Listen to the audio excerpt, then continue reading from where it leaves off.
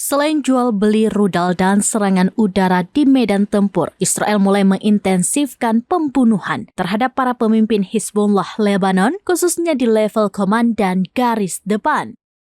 Namun patut diketahui pembunuhan ini merupakan bagian dari konflik berkepanjangan antara kedua belah pihak, bukan sekedar reaksi terhadap peristiwa pasca operasi banjir Al-Aqsa pada 7 Oktober.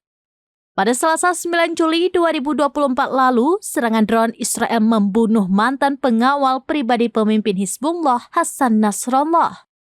Menurut identifikasi Hizbullah, mantan pengawal pemimpin Hizbullah yang meninggal adalah Yasser Nemkranbish.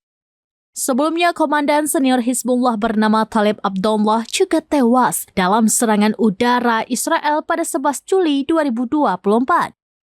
Talib adalah anggota senior yang memainkan peran penting dalam operasi militer dan logistik kelompok tersebut, terutama di wilayah Bekaa Valley atau Lembah Bekaa yang menjadi basis utama Hizbullah di Lebanon.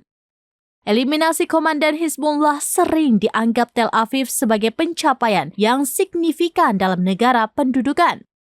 Namun, keberhasilan semacam ini lebih berfungsi sebagai kabar gembira bagi publik Israel, bukan kemenangan strategis mereka.